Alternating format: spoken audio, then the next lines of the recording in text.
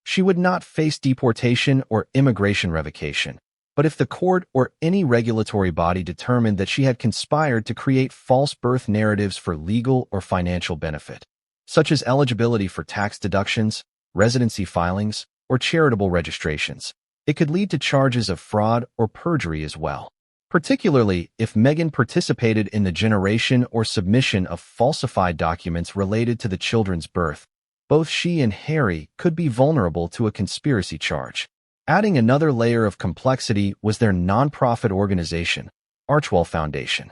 If any filings had been made that claimed Archie and Lilibet as dependents or contributors to the organization's public-facing image, under the false assumption of their citizenship status or birth history, the Internal Revenue Service could begin a financial audit. If misrepresentation were proven, penalties could range from fines to revocation of tax-exempt status, and in a worst-case scenario, criminal investigation for charitable fraud. To the outside world, the legal consequences seemed to be snowballing by the day. But what made this all the more explosive was the fact that the entire situation originated from a single unanswered question, a question that, had it been answered confidently, might have averted the entire cascade. U.S. Immigration Attorney Alexandra Weingarten, interviewed on a major cable network, laid it out plainly. "This is not about whether a father forgot a birthday," she said. "This is about whether official filings and sworn testimonies match with verifiable facts. If Prince Harry's daughter was not born where and when he says she was, that's not a personal mistake, it's a legal breach." Other legal analysts drew comparisons to previous high-profile cases involving visa fraud.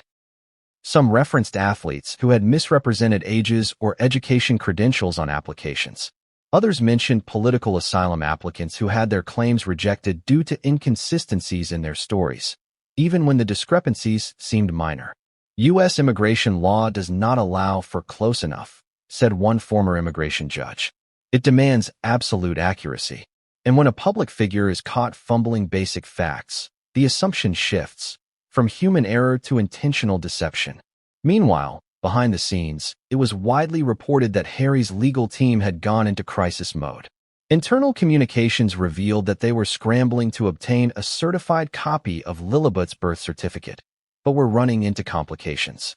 If the document existed, it would be on file with Santa Barbara County.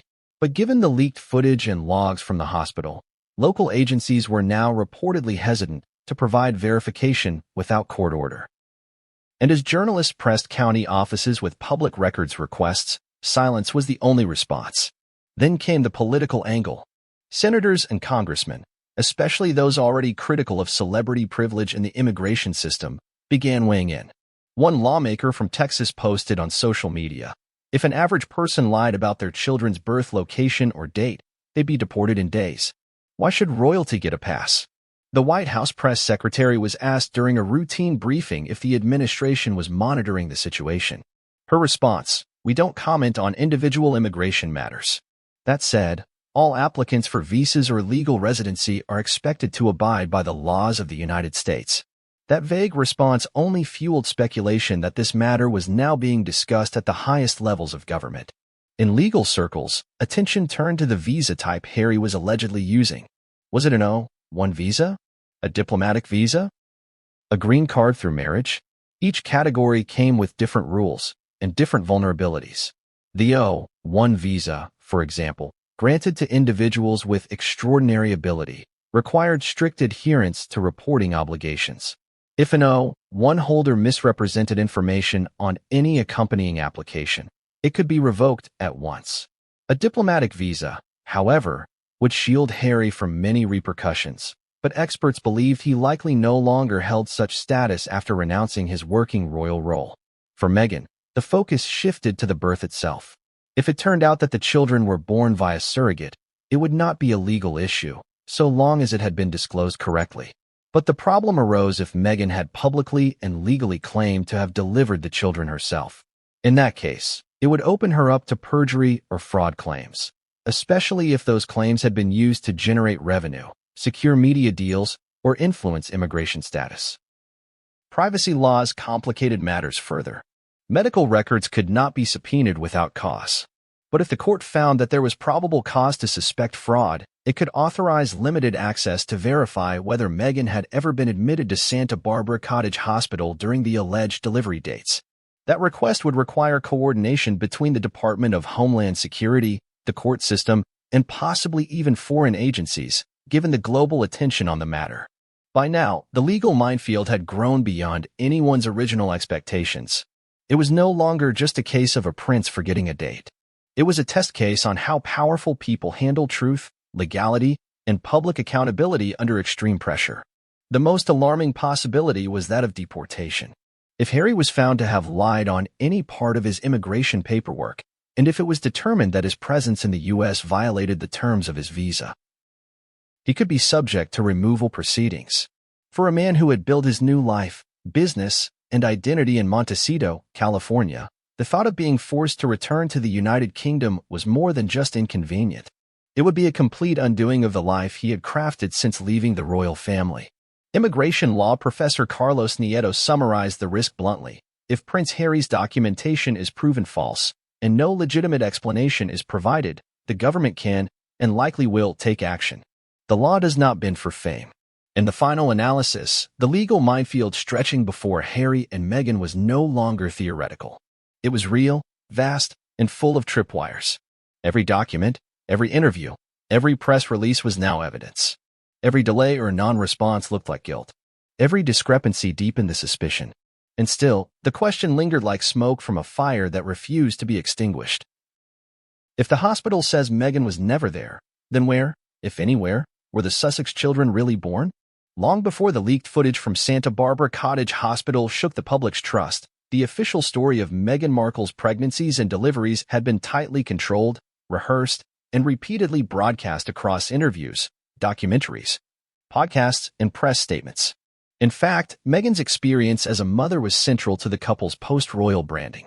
It was used as a symbol of their departure from the palace, a narrative of personal triumph, maternal vulnerability, and defiance against a judgmental media machine. Yet in hindsight, as the footage and legal fallout began to raise eyebrows, even the most casual observer could start to see something else, a story told in layers.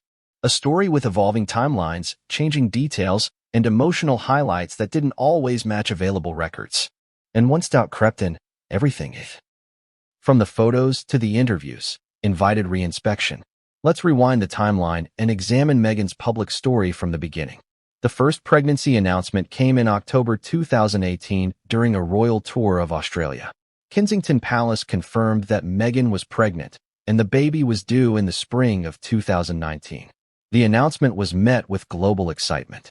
Meghan appeared radiant in public engagements, her hand often resting on her belly. At the time, royal correspondents noted her growing bump, even as rumors quietly circulated that something about the appearance of her pregnancy seemed unusual. Some speculated it was simply the choice of attire, structured dresses, empire waistlines, and oversized coats, but others pointed out more erratic signs. Her baby bump appeared to change in size dramatically from day to day. On one occasion, video clips showed the bump shifting in ways that seemed anatomically inconsistent. Several publications, including tabloids and online conspiracy forums, suggested she might be wearing a prosthetic belly. At the time, these claims were largely dismissed as cruel tabloid attacks. But they didn't disappear. They lingered at the edges of social media, especially when certain videos gained traction, like one where Meghan bent down to pick something up and her stomach appeared to fold in an unnatural way. Detractors called it the folding belly video, and it became an early staple in online theories that she was using a surrogate. By January 2019, Meghan gave her first major public comment on the pregnancy. During a visit to Birkenhead, she told members of the crowd that the baby was due in late April or early May. It was the first specific window given, and it aligned with what had already been assumed based on the original announcement. In March 2019, the couple announced that they would not be sharing details of the birth plan with the public. That decision broke royal tradition. Previous royal births, especially for Diana and Kate Middleton, had involved carefully orchestrated press arrangements, arrival photos at the hospital, confirmation of labor, and the iconic presentation of the newborn hours after delivery. But Meghan and Harry rejected that model. They opted instead for total privacy. When Archie Harrison Mountbatten Windsor was born on May 6, 2019, the birth announcement was vague. It said Meghan had gone into labor early in the morning and had delivered safely. But what made the announcement strange was the subsequent correction issued hours later. Meghan had actually given birth at 5:26 a.m., and by the time the announcement went live, she and Harry were already back at home at Frogmore Cottage. That detail confused many. How could she have been discharged so quickly, just hours after giving birth, especially for a first-time mother? Some reports later confirmed that she had delivered at Portland Hospital in London, not at home as was initially rumored. But even that clarification didn't quiet the questions. Why the secrecy? Why the corrections? Why the lack of documentation or even a hospital arrival photo? Soon after Archie's birth, the couple sat for interviews and spoke of the experience. Meghan described it as calm, beautiful, and empowering. She mentioned soft lighting, music, and a sense of deep peace. But none of these details matched the usual bustle of a major metropolitan hospital like Portland. Former maternity nurses even commented that it sounded more like a birthing center or home birth narrative than a clinical hospital delivery. Fast forward to 2020, when the couple stepped down from their royal duties and moved to California. The world assumed their desire for privacy was now complete. But by 2021, Meghan once again made headlines. She was pregnant with their second child. This time, the pregnancy was announced via a black and white photo taken in their Montecito garden. Meghan was lying in Harry's lap, barefoot, her baby bump clearly visible. The photographer was Misson Harriman, a friend of the couple. The image went viral, not just for its simplicity, but for what it symbolized: the couple's complete independence from the palace, and Meghan's ability to control her own story. Soon after, Meghan gave an explosive interview to Oprah Winfrey, which aired in March 2021. During the sit-down, she spoke candidly about mental health, racism within the royal family, and the pain she endured behind palace walls. Toward the end of the interview, the couple revealed they were expecting a girl. Meghan didn't share many details about the pregnancy during the Oprah interview, but her appearance did. Her bump was prominent and round. But again, online speculation exploded after the footage aired. Some pointed out that her belly seemed too large for the stage of pregnancy she claimed. Others said it shifted unnaturally when she moved. Once again, the prosthetic belly theory began trending, though it was met with fierce backlash from her supporters, who saw the speculation as deeply misogynistic. Still, doubts persisted. Meghan and Harry's decision not to share their birth plan, not to confirm the hospital in advance, and not to allow any media access raised questions. Then came June 4, 2021, the day Lilibet Diana Mountbatten Windsor was allegedly born. The couple issued a brief statement through Archwell. Lilibet was born at 11:40 a.m. at Santa Barbara Cottage Hospital, weighing 7 pounds, 11 ounces. Meghan and the baby were healthy and recovering. But there was no photo, no confirmation from the hospital, no traditional birth certificate made public. Initially, media respected the couple's wishes. But after 2 months of silence, journalists began submitting public records requests to Santa Barbara County. These were denied on privacy grounds. Requests for press confirmation from the hospital also went unanswered. Eventually, the couple released a stylized photo of their family, but it was taken months later, during the holiday season, and only showed Lilibet from a distance.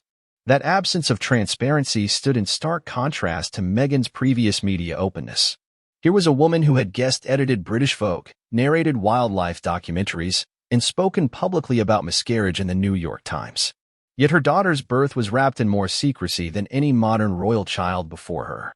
In 2022, further inconsistencies emerged. In one podcast interview, Meghan referred to giving birth to Lilibet as a traumatic but spiritual experience. But in another, she said the birth was quick, quiet, and surprisingly easy. Critics began comparing transcripts of her interviews, noting subtle but curious contradictions. Even her reference to postpartum recovery varied. In one article, she said she stayed in the hospital for a couple of days after the birth. But in another, she claimed she was home the same afternoon. Which was it? Was it a natural delivery? An emergency? Or something else entirely? And then came the biggest inconsistency of all, Harry's courtroom confusion about Lilibet's birth date. It triggered a reevaluation of everything Meghan had ever said publicly about her pregnancies. It wasn't just a matter of odd phrasing or contradictory interviews. It was a narrative that seemed to evolve with time, shaped more by media strategy than memory. Once the leaked footage from Santa Barbara Cottage Hospital hit the internet, viewers rewatched Meghan's interviews with renewed suspicion. Had she ever given an exact time of birth? A nurse's name? A hospital wing? Nothing. Her descriptions, though vivid, were curiously vague, like they had been rehearsed rather than lived. Even timelines related to when the couple told the Queen about the birth came under review. Meghan and Harry claimed they informed the monarch just after the delivery, but palace insiders suggested that the call came hours before the alleged birth time listed on Lilibet's certificate. Those seemingly minor gaps became gaping holes once official records failed to corroborate the most basic of facts. A name, a time, an admission form. What began as an inspiring tale of motherhood had now become a legal labyrinth, and possibly a public relations crisis of epic proportions. Yet Meghan had always been masterful with narrative. From her early days as an actress, to her carefully crafted blog The Tig, to her royal reinvention and departure, she had demonstrated an uncanny ability to shape perception. Every press release, every interview, every photo was curated. The issue now was that the storylines were no longer aligning. And in the absence of evidence, perception was no longer enough. As public trust began to erode, even longtime supporters found themselves asking, why the inconsistency? Why the secrecy? Why didn't the hospital records match? And most haunting of all, what if the story wasn't just inconsistent, but invented? When the footage first arrived in the inbox of a mid-tier independent journalist in Los Angeles, it came without fanfare. No formal header, no request for money, no signature. It was a raw data dump attached to an encrypted email from a sender identified only as SPC Hospleak. For a moment, the journalist, Leah Morrison, almost deleted it. She'd been covering celebrity gossip for years, used to receiving fabricated tips, photoshopped images, and empty leads from people hoping for clout. But something about this package felt different. There was a brief note. Look closely. No record. No entry. She was never here. Spread the truth. Attached were 3 files. The first, a spreadsheet from what appeared to be an internal hospital registry system. The second, a timestamped CCTV video clip from Santa Barbara Cottage Hospital's VIP entrance dated June 3 to 4, 2021. The third, a screenshot of an internal search result showing no matches found for any variation of Meghan Markle's name across the hospital's admissions database for that 48-hour window. Morrison didn't sleep that night. She reached out to 3 sources she trusted implicitly. 1. A retired ER administrator. 2. A forensic video analyst. And 3. An IT technician formerly employed at the very hospital in question. Each confirmed the authenticity of what she was looking at least in format. The registry was legitimate. The interface matched the real system used by the hospital. The surveillance footage, grainy but high resolution, had the correct timestamp overlay, angle, and entry sequence known to staff. There was only one problem. Meghan Markle, Duchess of Sussex, was nowhere in it. And this was supposed to be the hospital where, according to the couple's public statement, Meghan had delivered Lilibet Diana on June 4, 2021, at 11:40 a.m. Not only was there no footage of Meghan or Harry entering the facility, there was no abnormal activity at all. No added security, no marked SUVs, no elevated nurse staffing, no change in shift records. The footage showed a slow trickle of staff, a florist delivery around 9 a.m., and a janitor sweeping the entry ramp at precisely 11:15 a.m. The door, through which VIP patients were known to arrive, didn't open once between 10:50 a.m. and 12:30 p.m., the most critical window of time. Leah Morrison now understood the magnitude of what she had been handed, but she also understood the risk. Before going public, she did something few other journalists would have. She tried to validate the claim by contacting the hospital directly. The first response was polite but dismissive. A public relations official stated that they could not confirm or deny any patient information due to HIPAA regulations. Morrison pressed harder. She didn't ask for confirmation of Meghan's stay, only if the registry and footage were indeed from their system. The next day, she received a cease and desist letter from the hospital's legal team. That sealed it. They weren't denying the footage existed. They were denying the right to use it. By that point, Morrison had already distributed encrypted copies of the footage to 4 other independent journalists across the globe, in the UK, Canada, and Australia. If her publication folded under legal pressure, the story would live on. On a Friday morning at precisely 8 a.m. Pacific time, her article went live. Leaked hospital footage suggests Meghan Markle was never admitted for birth of Lilibet. It featured stills from the video, excerpts from the hospital registry, and heavily redacted versions of the internal search results. Morrison described how her experts authenticated the material and why she believed the public had a right to question the official narrative. Within 20 minutes, the internet erupted. Screenshots flooded Twitter and Reddit. YouTube commentators went live in droves, breaking down the footage frame by frame, circling entryways, comparing Meghan's dress from the supposed day with absence of matching figures in the video. Some even analyzed the lighting to confirm the time of day was accurate. Telegram groups and Discord servers dedicated to royal truth seekers exploded with messages. Hashtags like hashtag no birth record, hashtag where is Lilibet, and hashtag Santa Barbara hoax trended within hours. Traditional media hesitated at first. Outlets like CNN, BBC, and Reuters watched from the sidelines, wary of legitimizing what could have been a hoax or a deepfake. But when Santa Barbara Cottage Hospital's legal team issued a vague but strongly worded statement denying any involvement in the leak while refusing to confirm or deny the contents, the mainstream media took notice. Within 48 hours, the Daily Mail, New York Post, and Sky News had all picked up the story. Public pressure mounted for an official response. But the Sussex camp remained silent. The whistleblower, meanwhile, remained anonymous. Leah Morrison didn't know their real name, but she believed she knew their motive. Several weeks prior, she'd received a tip from a former hospital administrator who claimed that staff were whispering about something unusual during that week in June. She'd ignored it, thinking it was gossip. But in hindsight, it all aligned. Someone inside the hospital had become suspicious. Possibly a data entry clerk, an IT specialist, or even a security staffer. Whoever it was, they had accessed sensitive internal systems, pulled the footage, and copied logs. Why? Morrison speculated it was conscience. The email that accompanied the leak had one final line she hadn't initially noticed. Some of us still believe the truth matters. Whether motivated by ethics or frustration, the whistleblower had triggered a chain reaction. Attorneys for the Sussexes issued no public denials. Meghan's close associates also declined to comment. Even usually sympathetic allies in the media, such as Gayle King and Anderson Cooper, appeared unusually distant from the story. No interviews were booked. No press releases were issued. Meghan, known for controlling her own narrative with precision, had gone uncharacteristically quiet. Meanwhile, conspiracy theories filled the vacuum. Some claimed Meghan had used a private midwife in a secret Montecito location. Others speculated she was never pregnant and had used a surrogate in secrecy. Still others believed that the child didn't exist at all. The lack of any hospital record, paired with Harry's inability to recall his daughter's exact birth date under oath, had shattered public confidence. The British press, long antagonistic toward Meghan, took the story and ran with it. On morning programs, royal commentators debated the constitutional implications. If Lilibet had not been born in the U.S., what was her actual citizenship status? Would her legitimacy be in question under British royal succession laws? Could she retain a title? Would Parliament need to act?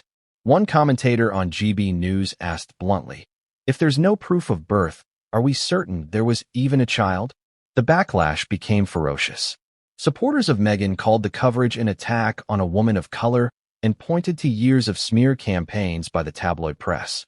Critics countered that this wasn't about race. It was about transparency and legality. Even fair-minded observers agreed something didn't add up. And yet, amid the noise, the whistleblower remained silent. No further messages came. No follow-up leaks. It was a hit and disappear act. But its impact was seismic. Other whistleblowers began reaching out to Morrison. One, a former NICU nurse at the hospital, claimed that in the days around June 4, 2021, there were no special patients brought in under high security. No increased staffing. No redacted patient logs. If a high-profile birth had occurred, they would have known. Another, a former patient care coordinator, claimed they overheard administrative staff panicking when media inquiries started flooding in months later. It was like everyone suddenly realized there was no record, the source said, and they didn't know how to cover it. The story only gained more momentum. Lawmakers quietly asked for updates from the Department of Homeland Security regarding Harry's immigration status. The court hearing in Los Angeles, already reopened for clarification, now requested official verification from Santa Barbara Cottage Hospital. The court, unlike journalists, could issue a legal subpoena for the hospital to confirm or deny specific entries. The hospital, caught between privacy laws and a possible federal order, went into lockdown. Internal sources reported emergency legal meetings, server access audits, and gag orders imposed on staff. Some employees were told to hand over devices. Others were reminded of the hospital's confidentiality policy. The entire facility was now under a microscope. And all of it, every hearing, every article, every international broadcast, traced back to a single anonymous source who risked everything to release a few files. In many ways, the whistleblower became both a folk hero and a ghost. Their identity was debated in forums, but never uncovered. Some speculated it was an IT technician fired during a budget cut. Others believed it was a nurse fed up with institutional silence. One theory suggested it was a friend of a security officer who noticed something missing on a shift report. Whoever they were, their motivation remained clear: to challenge a story that had been accepted as fact until someone checked. Their actions set off legal investigations, royal audits, and a global reconsideration of what we think we know about even the most public figures. They reminded the world that even in an era dominated by celebrity PR machines, the truth, however quietly revealed, still has the power to disrupt everything. Santa Barbara Cottage Hospital was never meant to be at the center of an international scandal. Nestled in a picturesque coastal city, the hospital had long been considered a place of calm and confidence. It served celebrities and local families alike, prized for its discretion and state-of-the-art maternity ward. It was the kind of place where actors, executives, and foreign dignitaries could expect the same level of protection as anyone else, only with added privacy. When Meghan Markle and Prince Harry released their June 2021 statement through Archwell Foundation, claiming their daughter, Lilibet Diana, had been born at this very hospital, there was no reason for the public to doubt them. The institution had handled private births before. But now, with the whistleblower's footage and leaked logs calling the official version into question, investigators, media outlets, and royal observers had one urgent mission: to reconstruct what actually happened, or didn't happen, at Santa Barbara Cottage Hospital in the critical window between June 3rd and June 5th, 2021. The search for answers began with logistics. The VIP wing at Cottage Hospital, while not publicized heavily, is well known among insiders. Located in a secured section of the maternity ward, it includes 3 private rooms with controlled access, a dedicated nurse rotation, and a separate vehicle entry to avoid mingling with standard patients. All entrances are under continuous video surveillance, which is later stored on internal encrypted servers accessible only to authorized IT and hospital security staff. According to staff logs reviewed under subpoena, those 3 rooms were occupied during the week of June 1st to June 7th, but not by Meghan Markle. Each room had corresponding patient entries.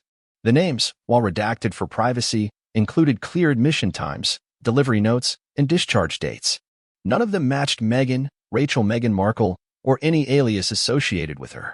Surveillance footage, too, showed no deviation from regular patterns. On June 3rd, between 9 p.m. and 11:30 p.m., a period many speculated could have been the time Meghan arrived, security footage captured only 2 vehicle arrivals, 1 local resident in early labor and 1 food delivery van. Neither matched the Sussexes' reported arrival. June 4th, the date they claimed their daughter was born, was even less eventful. From 6 a.m. to 3 p.m., the VIP entrance saw 0 entries or exits, based on 3 camera angles: main entry, rear corridor, and nurse's station junction. This, by all procedural expectations, would be highly irregular if the Duchess of Sussex were truly admitted that day.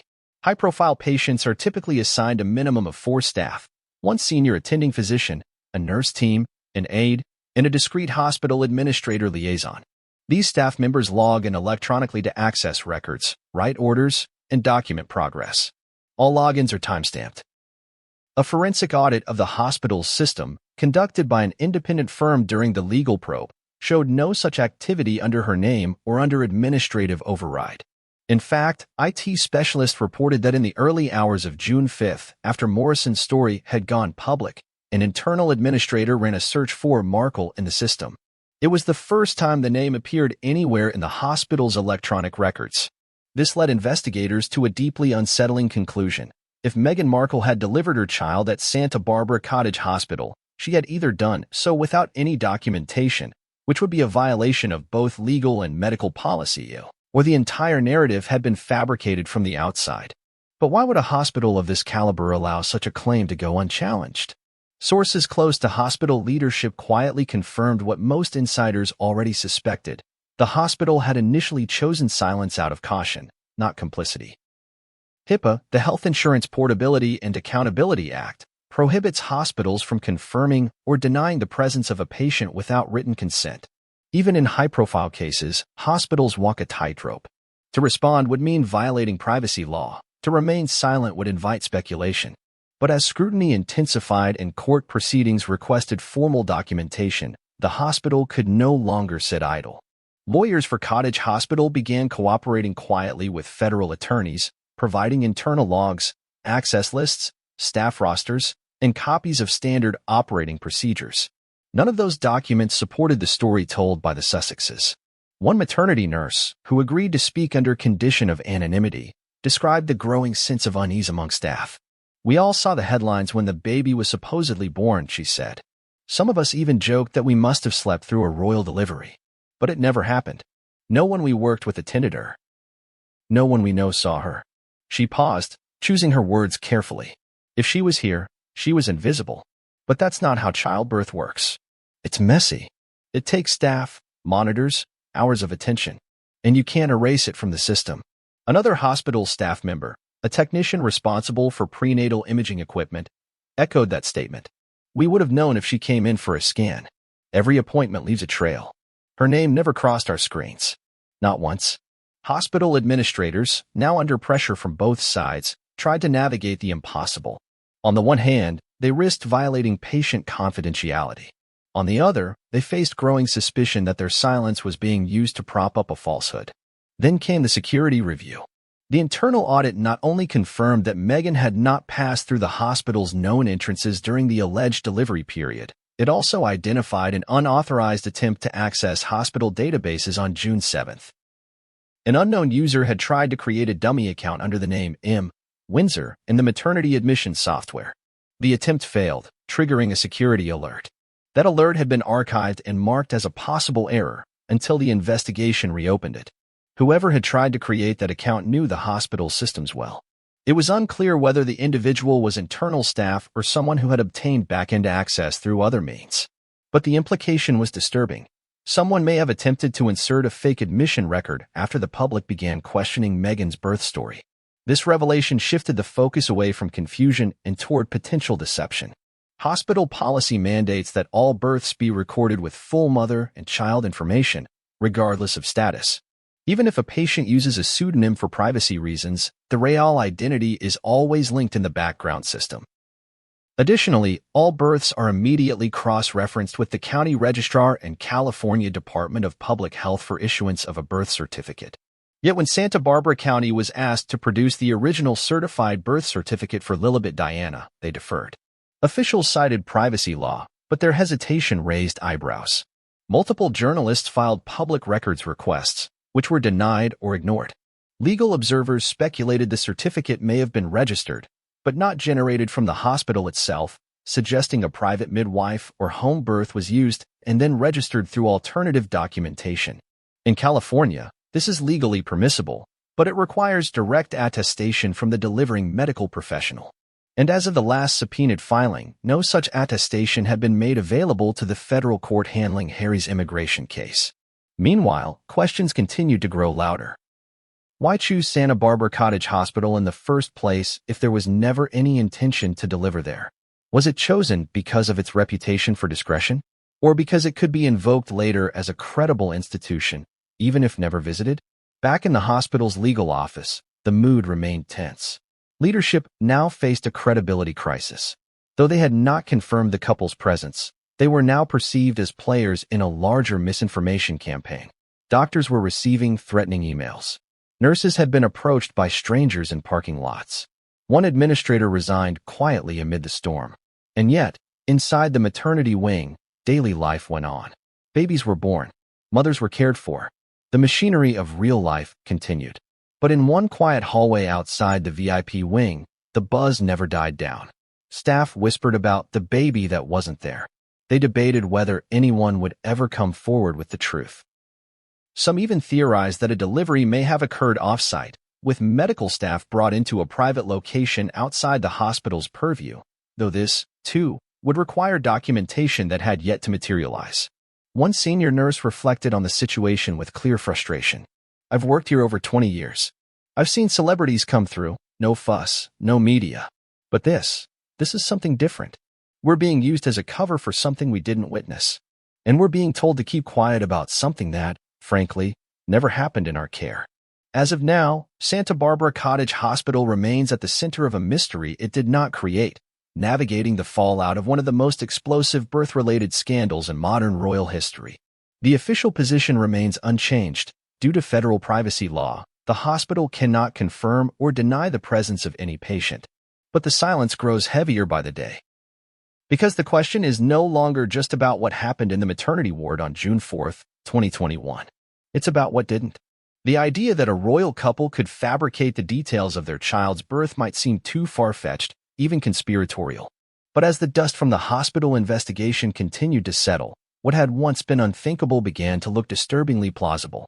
If Meghan Markle did not give birth at Santa Barbara Cottage Hospital, and if neither documentation nor footage supports the official story, then an uncomfortable but necessary question emerges.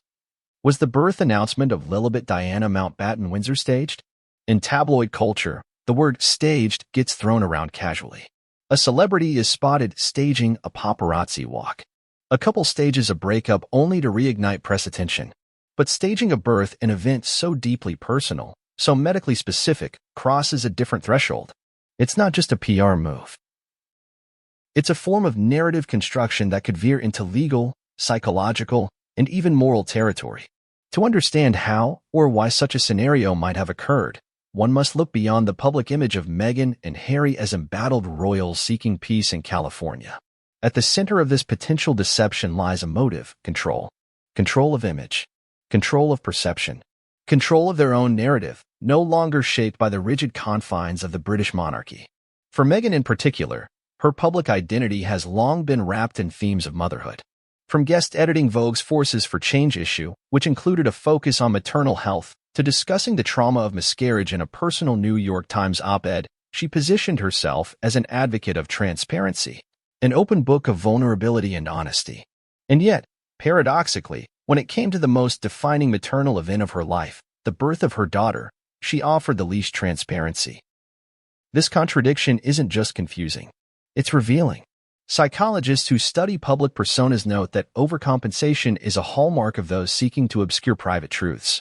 The more emphasis placed on a curated identity, whether as a victim, a heroine, or a role model, the more likely it is that something underneath may be unresolved or concealed. When viewed through this lens, the silence surrounding Lilibet's birth becomes louder. Why would a couple so obsessed with privacy publicly name the hospital of delivery? Why mention Santa Barbara Cottage Hospital at all if they never planned to walk through its doors? Why publish the time of birth, weight, and health details, yet release no photo, no certificate, no attending physician's confirmation? In legal terms, this may fall under the category of willful misrepresentation, particularly if the false birth narrative was used to secure media contracts, enhance brand appeal, or anchor their children's American citizenship. But in a broader sense, it may represent something far more strategic: the ultimate PR fabrication. Consider the sequence. In early 2021, the couple had just signed deals with Netflix and Spotify. Public interest in their every move was fading slightly after the initial shock of their royal departure. Oprah's interview reignited attention, but the buzz had begun to settle. And then came the announcement: Meghan was pregnant with a baby girl. The timing was poetic. The couple had just detailed their grief over a past miscarriage. They were now thriving in California. A daughter named after Queen Elizabeth's childhood nickname, Lilibet, symbolized a generational healing, a bridge between monarchy and modernity. But to maintain this storyline, everything had to be flawless. The pregnancy had to look effortless. The delivery had to be uncontroversial. The recovery had to be private, peaceful, and media-ready. If, in fact, Meghan had not carried the child herself, whether due to health reasons, prior surgeries, or personal choice, the public narrative would need adjusting. Surrogacy is not uncommon among celebrities, but it's often met with criticism or seen as inauthentic motherhood, especially when hidden. For a woman like Meghan, whose image was built around overcoming adversity as a mother, acknowledging a surrogate might have weakened the myth. So, instead, according to this theory, a decision was made. The birth would be staged, not in the literal Hollywood sense of a set with actors, but in the sense of constructing a storyline that matched their evolving brand. A carefully released photo of the garden pregnancy. A precisely timed announcement. A hospital chosen for its discretion. A press statement prepared in advance. No interviews, no questions, no follow-ups. But that's the problem with crafting a perfect story in the digital age. Every detail can be verified. And when one piece fails, the whole thing begins to unravel. In this case, that piece was the hospital record. The absence of any verified hospital admission threw everything into doubt. If Meghan hadn't delivered there, then where had the birth taken place? Was it at home? Was a surrogate used? Was the birth certificate forged or filed under conditions designed to conceal the truth? Legal analysts weighed in. If the narrative around the birth was manipulated to establish American citizenship or to satisfy contractually obligated content with Netflix or Spotify, said one legal scholar, then we're entering the realm of fraud. At the heart of this speculation lies the concept of documentary proof. In the United States, establishing a birth requires at least three components: witness testimony from medical staff, an official registry submission, and corroborating institutional documentation. If none of these exist,